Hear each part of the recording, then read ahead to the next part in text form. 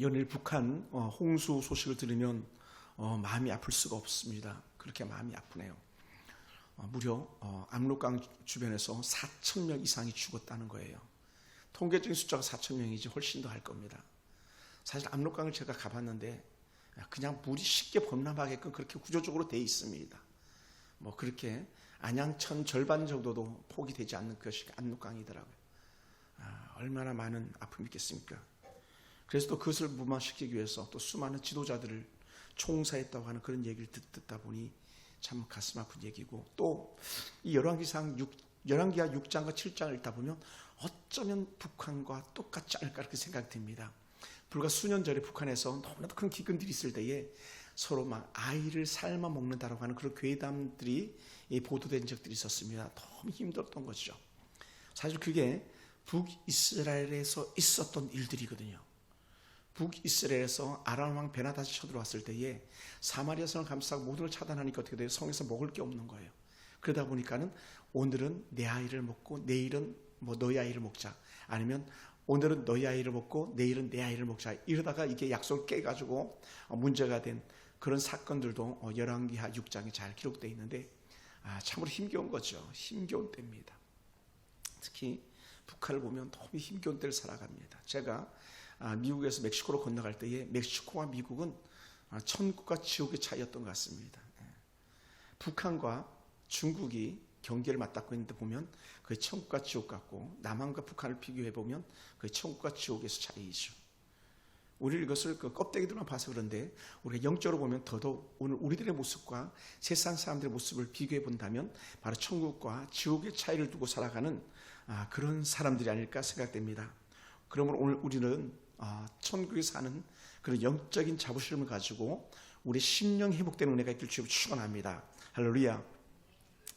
오늘 저는 말씀의 제목을 믿음의 눈으로 하나님의 약속을 바라보라라는 제목으로 은혜 나누기 원하는데, 이 열왕기하는요 엘리사가 우선적으로 주된 사역자입니다. 엘리사가 주된 사역을 하면서 그렇게 사역을 하는데 약 열왕기하 13장 정도까지 이제 엘리사가, 그리고 그 위에는 뭐 다양한 선자들이 나타나 사역하는 내용들이 기록되어 있습니다. 그래서 열왕기하 13장까지 보면 많은 기적들이 있는데 뭐 아주 세부적 구체적으로 나누지 않지만 엘리야가 멋지게 승천하는 모습이 열왕기하 2장에 나타나죠. 그것도 우리가 잘 아는 엘리사가 회오리 바람을 타고 하늘로 승천해 버립니다. 불술의 불말과 그 바람 사이로 엘리야가 사라져 버리는. 그래서 예수님의 승천을 구약에서 엘리야를 통해서 예표로 보여주시는 듯한 그런 모습이 나타납니다. 그래서 엘리야의 승천을 통해서 어떤 역사가 새롭게 일어나느냐, 바로 그의 제자 엘리사가 엘리야의 능력을 그대로 덧입고 새롭게 사역자로 발돋움하게 되는 것을 우리가 보게 됩니다. 하나님의 사역은 계속적으로 이어지는 거예요. 계속적으로 이어집니다. 그래서 그 엘리야를 떠나보내면서 그에게서 한 겉옷을 받아드는데, 그 엘리야의 겉옷을 받아가지고 요단강을 치다 물이 쫙쫙 갈라졌던 사건들이 있었습니다. 그것이 엘리야 승천 이후에 요단 강물을 쳤던 엘리사의 모습을 통해서 요단강이 갈라지는 그런 기적, 2장 13절부터 14절까지 나오는 그런 내용이고요. 또 그 여리고에 갔더니 물이 좋지 않아 가지고 땅에 열매를 제대로 맺지 못하는 거예요. 물은 펑펑 쏟아지는데, 보니까 물은 펑펑 쏟아지는데 그 물이 독이 있어서 그랬는지 전혀 쓸모가 없는 그런 물이 된 거예요. 큰 비옥한 좋은 땅 여리고에 물이 문제가예요. 그래서 사람들이 그에게 요청할 때에 엘리사가 소금을 물에 던져서 그 물을 고치는 그런 사건들이 일어납니다. 그래서 지금도 엘리야의 샘물을 하면서 물이 꽉 쏟아나는 물을 지금도 그대로 재현하고 있습니다. 여리고니까 정말 좋은 비옥한 땅들의 그 물로 인해서 넘치는 수자원을 가지고 있는 것을 보게 됩니다. 그것이 2장 19절 이하에 나온 내용들이고요. 또 참 성경에 보면 재밌는 혹은 두렵기도 한 그런 내용들인데, 아이 42명을 엘리사가 저주하니까 즉시 암콤이 나와가지고 아이들 다 죽여버립니다. 42명을 다 찢어 죽여요. 아이들 42명을 찢어 죽였습니다. 선지자 엘리사를 조롱하니까, 대머리라고 조롱하니까 앙콤 42마리가 나오는 거예요. 사실 우리는 뭐 어떻게 이런 일이지라고 할 수도 있겠지만 사실은 선지자를 조롱한 자에 대한 하나님의 지엄한 심판이라는 거예요. 그래서 우리는 꼭 뭐 그렇게 해야 된다고 제가 강조할 수는 없겠습니다만은 우리는 언제든지 하나님의 편에 서고 하나님의 사람의 편에 서는 그런 영적 은혜가 있게 되기 원합니다. 그래서 항상 귀히 여길 수 있는 그런 마음이 우리 가운데 있어야 돼요. 예전 같으면 목회자가 부르면 언제든지 달려왔잖아요. 목회자의 영적 권위를 갖다가 너무 무시하게 된 그런 시대 속에 우리가 살고 있는데 그래서는 안 된다라는 것을 엘리사라는 한 선지자를 통해서 보여주는 것 같습니다. 여러분 42명의 아이를 잃은 부모들은요 얼마나 마음이 힘들었겠습니까? 그런데 말할 수가 없는 거예요. 곰이 찢어 죽였기 때문에 하나님 심판이 그만큼 어마어마하고 무시무시하다는 것을 우리가 보여주고 있습니다. 우리의 신앙이 견고해지면 견고해질수록 목회자에 대한 예우가 달라지고요. 예절이 달라집니다. 그러니까 오늘날 한국 사회가 왜 이렇게 목회자의 영적 권위도 땅에 떨어지고 교회의 영적 권위도 땅에 떨어지냐? 이거는요. 사단의 공깃돌로 우리가 휩쓸려 간 거예요. 완전히. 뉴스 엔조이 같은 경우는요. 완전 사단의 집단의 방송이라고 말하거든요. 교회를 괴멸하는 집단의 방송, 뉴스 엔조이, 오마이뉴스 이런 것들. 교회를 위하는 척하면서 교회를 무너뜨리는 악의 축이라고 그렇게 한 교수님이 강의하는 것을 제가 책으로 읽게 되었습니다. 우리는 항상 선지자들의 영적 권위를 존중하는 그런 은혜가 있어야 됩니다. 모세를 비방했다가 미리암이 나병에 걸려가지고 진받고 쫓겨나는 그런 일들도 있었습니다. 무시무시한 그런 사건들이죠. 그래서 우리는 제가 목회자에서가 아니라 우리는 하나님 앞에 쓰임받는 일꾼들에 대한 존중이 있어야 돼요.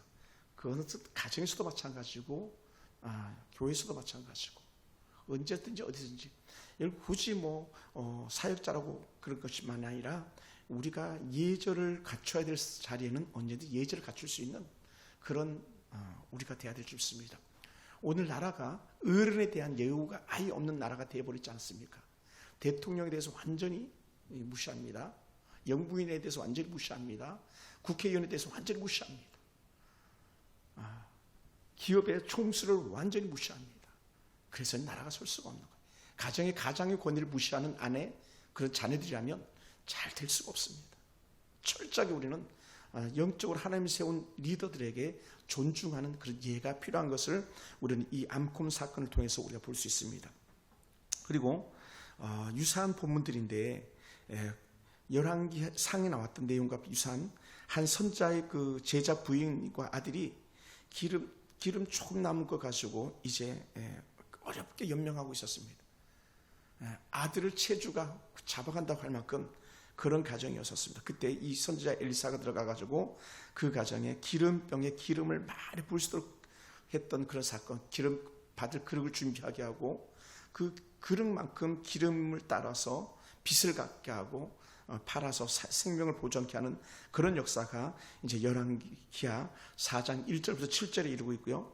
또 4장 연하에서 그 열왕기 상에는 그 집 주인의 여인의 아들이 죽었는데 여기는 바로 이제 또 유사 본문으로 수넴 여인의 아들이 죽습니다. 엘리사를 잘 공개했던 집에 갑자기 화가 들이닥친 거예요. 아이 없다 그러다 아이가 생겼는데 그 아이가 생겼다가 그 아이가 죽어버려요. 그랬을 때 엘리사가 이 아이를 살리는 그런 역사를 이루는 것을 보게 됩니다. 그러니까 엘리야가 했던 사역이 엘리사에게 이루어지고 엘리사가 했던 사역이 엘리야의 사역을 훨씬 더 뛰어넘어가는 그런 역사적인 내용들이 많이 있습니다. 그리고 4장 후반부 38절 이하로 보면은 죽음의 독이 든 솥에 국을 고치는 그런 일들이 있습니다. 그래서 독을 갖다가 들판에서 써서 먹지 못하는 것을 갖다가 밀가루를 풀어가지고 독을 제거해가지고 먹게 하는 그런 선지 생도들을 살리는 그런 역사들도 있었고요. 우리가 아주 너무 익숙한 본문, 아주 여러 번 들었을 설교들인데 나만 장군의 나병을 고치는 그런 은혜. 이방 나라의 군대 장관 나만이 그렇게 사마리아에 와가지고 질병을 고쳐받는다. 이건요 기적이에요. 왜냐하면 지금 사마리아인 자체도 하나님을 안 믿는데 이방의 나라의 왕이 하나님을 믿고 신뢰하고 이방인의 장수가 사마리아에 와가지고 질병을 고쳐 남을 얻는다는 거, 이거 놀라운 은혜가 아니겠습니까? 그러면서 또 우리가 잘 보여주는 게 바로 엘리사의 몸종 게하시는 오히려 욕심에 눈이 멀어가지고 나만 장군이 들었던 나병보다 훨씬 더 독한 나병이 들어가지고 완전 하나님의 앞에 저주가 되는 그런 사건, 바로 겨우 옷 2벌, 은 두 달란트 때문에 인생을 완전히 망치는 그런 욕심에 사로잡힌 게하시의 모습을 갖다가 적나라하게 우리에게 보여주죠. 그리고 우리나라 옛날 전래 동화 중에 금도끼, 은도끼, 이 도끼가 네 도끼냐 저 도끼가 네 도끼냐 할 때 이것도 아니고 저것도 아니고 이게 내 겁니다 했던 도끼 사건, 바로 이 도끼가 물에 떠오르는 사건이 바로 6장 1절부터 7절까지 나타납니다. 그래서 선지 생도들이 빌려온 도끼입니다. 절대로 잃어버려서는 안 되는 도끼죠. 근데 그 도끼를 잃어버려가지고 하나님께서 그 엘리사 선지자를 통해서 찾게 해주시는 그런 놀라운 일들에 대해서 보여주고 있습니다. 그러니까 하나님은 도끼 하나까지도 개입하셔서 찾게 해주신 하나님, 우리 삶의 부분을 개입하셔서 우리를 인도하시는 그런 하나님의 손길을 갖다가 엘리사를 통해서 보게 되고 엘리사에게 청하는 그 사람들을 통해서 역사가 이루어지는 걸 보게 됩니다. 그리고는 이제 전쟁의 모습인데, 그 6장으로 넘어가면 아람 군대가 쳐들어왔는데 아람 군대에 눈을 멀게 해가지고 그들을 갖다가 사마리아까지 이끌어 들여서 사마리아에서 먹이고 다시 그들의 나라 돌려보내는 그런 사건들이 있었습니다. 이 사건의 전반적인 내용들이 이랬었죠. 엘리사는 모든 걸 다 알고 있는 거예요. 아람 나라 왕이 그 침수에 사는 얘기까지도 이미 다 엘리사는 알고 있더라는 거예요. 그러니 얼마나 황당하겠습니까? 왕 주변에 첩자가 있는 것이 아니라 사마리아의 선지자가 모든 걸 알고 있었기 때문에 대안이 없었던 그런 때에 이런 사건들이 일어나죠. 그래서 6장 17절에 보면 이런 말씀이 나옵니다. 기도하여 이르되 여호와여 원하건대 그의 눈을 열어서 보게 하옵소서 하니 여호와께서 그 청년의 눈을 여시며 그가 보니 불말과 불병과 산에 가득하여 엘리사를 둘렀더라. 저와 함께하는 군대보다 우리와 함께하는 군대가 많다라고 하는 것을 증명해 보이기 위해서 눈을 열어서 하늘을 보니 불말과 불병과 가득했던 거예요. 이 유사한 내용들을 갖다 예수님께서 말씀하신 적이 있었죠. 내가 하늘에 12영을 더 몰려다가 처리할 수도 있어. 근데 난 그렇게 하지 않아 했던 거죠.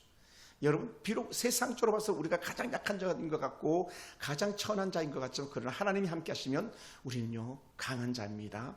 그 어떤 자보다 강한 자인 줄 믿습니다. 할렐루야, 할렐루야. 또한 13장에 가면 죽어서도 선지자가 역사하는 거예요. 죽어서도 선지자가 역사합니다.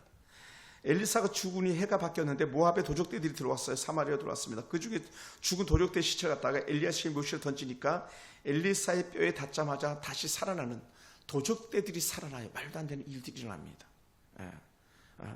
그러니 하나님의 역사는 죽어서까지도 일하고 계심을 보게 됩니다. 도적대들이 살아나가지고 어떻게 했겠어요? 두렵고 떨린 가운데 하나님 영광을 하다 노래하지 않았을까 나름대로 생각해 보게 됩니다. 여러분, 우리 하나님의 능력이 선지자를 통해서 여전히 역사하고 계시고 하나님이 죽음조차도 생명을 초월해서 일하게 하시는 하나님인 것을 만천하에 드러내고 있죠. 그래서 사랑하는 성도 여러분, 우리는요 절대적으로 모든 기적은 하나님의 주권이 드러난다. 하나님의 주권, 세상의 모든 것을 다스리고 통치하시는 분은 하나님이시다. 여기에 우리가 포커스가 맞춰지기 원하고요. 또 하나는 우리는 하나님의 사람들의 영적 권위를 절대적으로 인정하는 것이 영적으로 우리에게 유익이 되더라는 거예요. 유익이 되더라. 그리고 왜 그렇게 수많은 기적들을 베풀어 주시가? 첫째는 하나님을 드러내는 것이고 두 번째는 하나님이 드러남으로 내 죄가 보여지고 내 죄를 통회하고 자복하게 될 때에 여전히 하나님의 역사가 우리를 회복으로 인도하신다는 것이죠. 그래서 우상 숭배에서 돌아서라고 하는 놀란 촉구들이 기적들을 통해서 나타나고 있음을 보여줍니다. 그리고는 모든 기적들의 가장 공통적인 것 하나는 주가 돌보시네, 주가 돌보시네라는 거예요. 오늘 저와 여러분 가운데 하나님께서 주가 돌보시는 애가 있곤 합니다. 하나님은 멀리 계신 분이 아니라 여전히 우리 가운데 계셔서 우리의 필요와 우리의 고통을 돌아보시고 채우시고 회복시키시는 그런 하나님이라는 것이죠. 그래서 하나님은 여전히 우리 속에 구원의 계획을 가지고 오늘도 일하고 계시를 믿습니다. 우리가 읽은 오늘 본문의 그 7장 1, 2절 말씀은요 사실은 7장 전체적인 내용을 다 끌어가야 되는 그런 내용들인데 제가 1, 2절만 읽었습니다. 얼마나 힘들었으면 나라에 곡간이 비었으면 하나님께서 얼마나 그들을 싫어하셨으면 아이를 삶아 먹어야 할 만큼 그렇게 힘겹게 나를 만들었겠냐는 거예요. 그런 상황 속에서 엘리사라는 한 선지자가 나타나고 그 선지자를 통해서 아람 나라 군대, 베나다 군대를 물리치기도 하시고 전혀 보잘것없는 하나님 앞에서 천벌을 받았다고 말하는 그런 나병 환자들을 통해서 성의 회복의 소식을 전하는 굿뉴스죠. 복음이에요. 복음을 전하게 하는 그런 하나님의 식에서 보게 됩니다. 전혀 쓸모없는 나병 환자를 쓰시는 하나님, 그리고 그렇게 자신만만했던 사마리아 성을 싸면서 우리는 이 성을 먹었다고 큰 소리 뻥뻥 치는 그런 베나닥과 그 군대를 갖다가 그 나병 환자들을 통해서 하나님의 소리를 들리게 하고 꽁지가 빠지도 도망가게 하는 사건이 오늘 본문 속에 나온 전체적 사건이거든요. 그런데 문제는 뭡니까?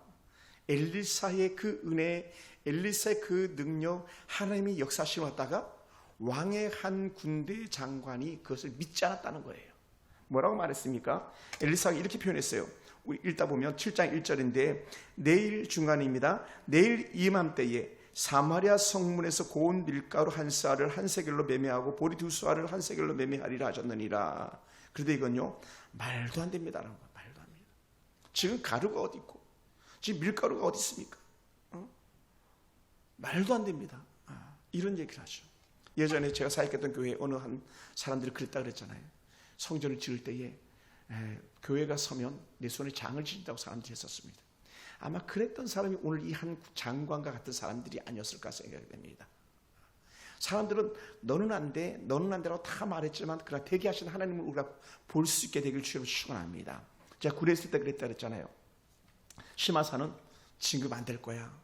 왜? 너는 너 앞에 고참들이 얼마나 많이 있냐? 안 될 거야. 그때 제가 한마디 툭 던졌던 말씀, 제 안에 제 스스로가 했던 말입니다. 진급은 사람이 시키는 것이 아니라 하나님이 시키는 거야. 하나님이. 그랬더니 정말로 30분에 28등이었던 것이 30분에 1등이 돼버리는, 완전히 뒤집혀서 그 수많은 선배들, 저보다 몇 년 선배들이 진급이 안 되고 제가 진급되는 그런 데를 경험해 봤습니다. 말도 안 되지.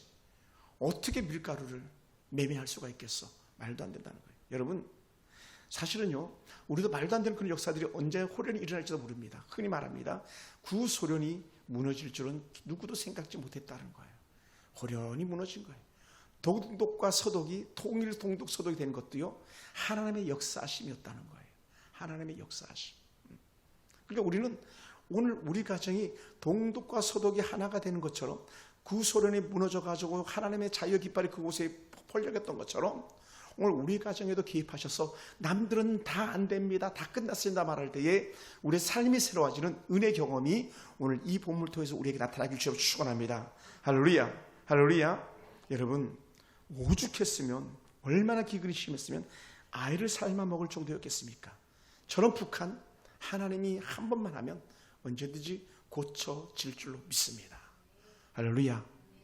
우리는 사실은 통일 한국을 준비해야 되는데 국회가 맨날 저렇게 싸우고 대통령과 싸우고 저렇게 내란 아닌 내란 같은 현상이 있어서 가슴이 아플 따름입니다.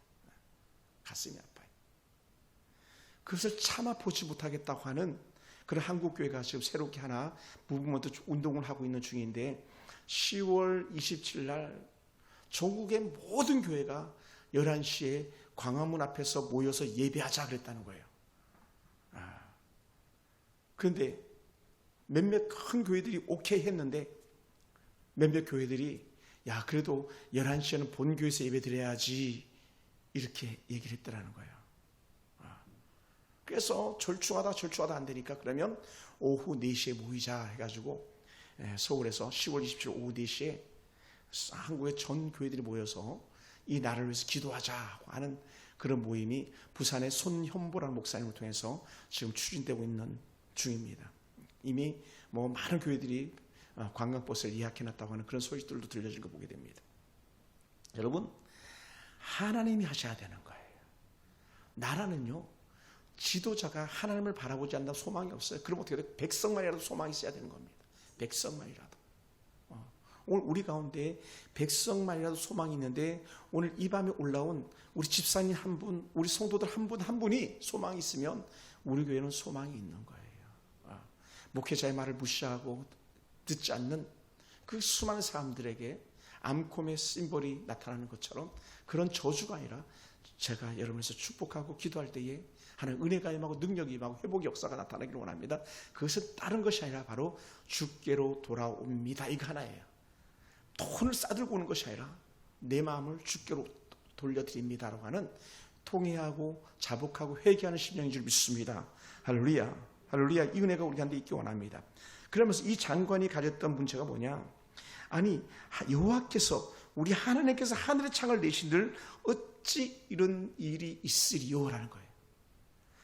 여호와께서 하늘의 창을 내신들 어찌 이런 일이 있겠냐? 말도 안 된다. 이게요, 예루살렘 사마리아 성 중에서 믿음으로 산다고 했던 사람들의 모습의 말이에요. 왜 그럼 이들이 이런 말을 할 수밖에 없었을까? 이들은요, 하나님을 떠난 사람들이거든요. 북이스라엘은 제사도 자기들 멋대로 하나님의 형상도 동물의 형상, 짐승의 형상, 금송아지 형상으로 다 바꿔가지고 그렇게 섬겼던 사람이에요. 다른 말로 하면 자기가 자기 소견대로 했던 사사기 역사가 북이스라엘에서 그대로 일어나고 있었던 것이죠. 그러니 그렇게 지도자가 된 한 사람이 여호와께서 하늘의 창을 내신들 어찌 그런 일이 있겠느냐고 하죠. 그럴 때 선지자는 말합니다. 너는 그것을 보지만 먹지는 못할 것이다. 이런 어마어마한 예고를 하는데 그 예고의 결과가 그대로 이루어지게 되죠. 사랑하는 성도 여러분, 왜 이 한 장관은 그렇게 할 수밖에 없었는가? 그것은요, 지금 현상만 본 거예요. 현상만. 눈에 보이는 현상만. 그리고 자기 경험만 보는 거예요. 자기 경험만. 근데 하나님의 방법은 놀랍지 않습니까? 그 나병 환자들이 우리는 어차피 굶어 죽을 거니까 성 밖에서 그도 있었습니다. 성 안에 들어가지 못하니까요. 성 밖에서 우리 이래도 죽고 저래도 죽고 차라리 그럴 바에야 우리가 아람 군대 투항하고 그들에 가서 살려주면 살고 죽이면 죽자. 어차피 우리 죽은 목숨이니까. 이래 죽으나 저래 죽으나 죽은 목숨이니까.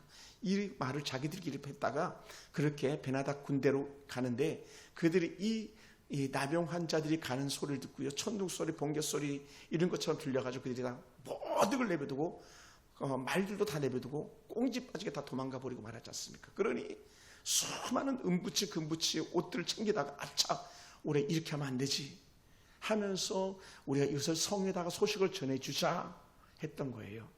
그래서 날이 밝고 성에서 사람들이 나와보니까 정말로 왕은 믿지 않았죠. 처음에는 왕이 믿지 않았습니다. 아니 그렇게 베나닥 군대가 돌아갔다고 절대로 그렇지 않다는 거예요. 저들이 우리가 성 밖으로 나가면 우리를 갖다 속여가지고 우리를 갖다 죽이려 하는데 나 하고 왕도 믿지 않았어요. 근데 어떻게 날이 밝고 보니까 정말 없거든.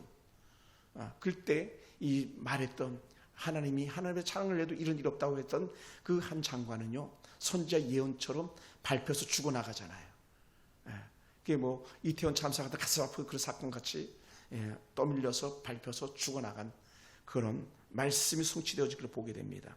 사랑하는 성도 여러분, 그렇다면 우리는 어떻게 해야 되겠는가?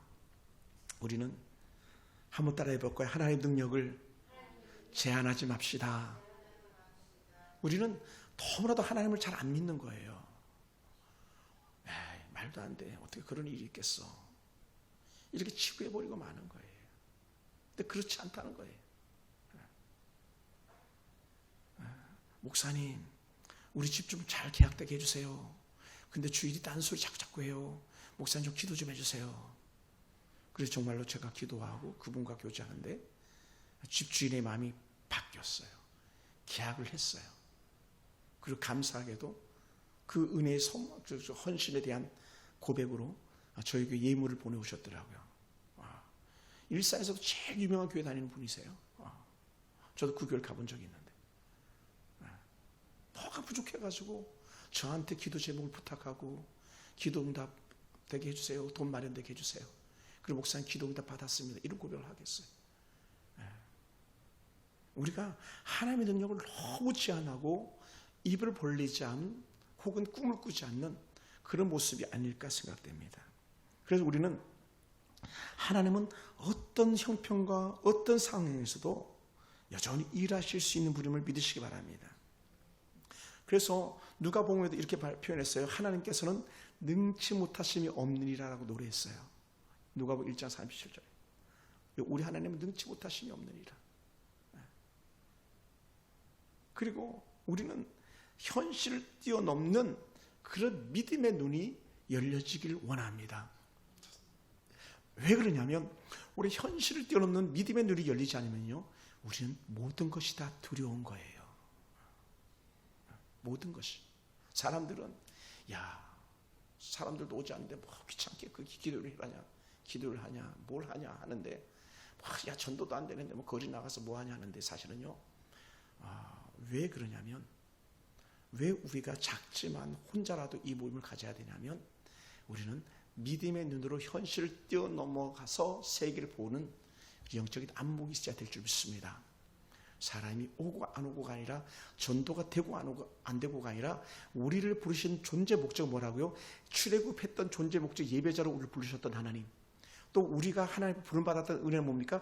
또 다른 사람을 구원케 하셨던 하나님의 분명한 목적이 있었기 때문에 우리가 그랬던 것처럼, 우리 그 목적에 맞게끔 현실은 힘들고 고단한 삶이지만, 그러나 믿음의 눈으로 하나님이 일하실 것을 바라보고 나가는 그런 우리의 모습이 되길 주로 축원합니다. 그래서 찬송의 한 가사들처럼 주가 일하시네, 주가 일하시네. 나는 마당만 깔았는데, 멍석만 폈는데 주가 일하심을 경험하는 현실을 뛰어넘는 그러한 은혜가 있기 원합니다. 어떤 역사, 그 가장 볼품없는 나병 환자를 통해서 일하셨던 하나님이 오늘 우리를 통해서 그렇게 일하심에 대한 은혜가 있을 줄 믿습니다. 할렐루야. 더 나아가서 우리는 절대적으로 하나님의 말씀을 믿는 순종 훈련이 필요합니다. 만약 군대 장관이 엘리사 선지자는 정말 그렇습니까? 빨리 날이 밝았으면 좋겠습니다. 이렇게 고백했다면 얼마나 좋았겠습니까? 빨리 내일이 왔으면 좋겠습니다. 그랬으면 얼마나 좋겠습니까? 막 내일 소풍갈 아이가 빨리 자야지, 내일 빨리 소풍가야 될까, 막 이런 감정 가지고 하나님의 역사를 믿었다면요, 그 장수는요 높이 영을 받았을 거예요. 훨씬 더 높이 영을 받았을 거예요. 그런데 어떻게 돼요? 불신앙, 불순종, 말씀을 믿지 않음이 자기에게는 저주가 되었고 백성들의 축복이 되었는데, 오늘 우리들도 같은 은혜가 있기 원합니다. 하나님, 나도 말씀 따라 믿고 말씀 따라 순종하는 은혜가 내게 임하게 하시옵소서라고 하는 그런 절대적인 신앙의 고백이 저와 여러분 가운데 있길 주님을 축원합니다. 할렐루야. 또한 더 나아가서 우리는 믿음의 고백, 믿음의 말이 얼마나 중요한지 모릅니다. 제가 후에는 언젠가 말에 대해서 집중해서 한번 설교를 할 기회를 갖겠는데, 믿음으로 말하는 거, 말의 중요성이 정말 중요합니다. 엘리사도 말했어요. 그러나 한 장관도 말했어요. 엘리사의 말은 하나님을 신뢰하는 믿음의 말이었었고, 반면에 한 장관의 말은 자기 경험에 따라서 현상만 반복했던 말이에요. 너무나 큰 차이가 있습니다. 근데 원칙적으로 보면은 한 장관의 말이 당연히 옳은 것처럼 보여졌을지도 모릅니다. 왜냐하면 현상으로 온 것이 불가능하기 때문에. 그러나 믿음은요, 보이는 현상을 뛰어넘어가는 거예요. 그래서 신학의 말씀의 저자들이 뭐라 말씀했습니까? 믿음은 보이지 않는 것이라 그랬잖아요. 보이지 않는 것을 믿고 따르는 것이 믿음이라고 그랬잖아요. 우리 가운데 그런 은혜가 있기 원합니다. 그러면서 우리가 함께 믿음 안에서 조금씩 더 견고해져가는 그런 교회가 되기를 주님 축원합니다. 말씀 마무리하겠습니다. 사랑하는 성도 여러분, 오늘 한 장관의 불신앙이 자신의 생명을 죽이고 말았던 것처럼, 그런 불신앙이 아니라 우리의 믿음으로 우리의 가정과 우리의 교회가 회복되기를 원합니다. 이 민족이 여전히 소망이 있는 그런 나라가 될 줄로 믿습니다. 할렐루야. 사람들은 다 절망적인 말을 합니다. 이 사회가, 이 나라가 다 끝났어, 이렇게 말합니다. 기업들은 다 해외로 나가고 어쩌고 저쩌고 하는데 그렇지 않아요. 그럼에도 불구하고 하나님은 우리 나라에 주신 특별한 사명이 있기 때문에, 우리 개개인에게 주신 특별한 사명이 있기 때문에 우리에게 주어진 그 역할을 감당하기까지 하나님이 함께 하실 줄 믿습니다. 그때까지 우리의 믿음을 잃지 않고 믿음의 자리에서 날마다 승리해가는 그런 복된 성도들이 되길 주님을 축원합니다. 우리의 말, 우리의 행실이 예수를 닮아가기 원합니다. 엘리사의 능력이 오늘 우리 각 사람들의 능력이 되는 은혜가 있기를 주의 이름으로 축원합니다. 기도하겠습니다.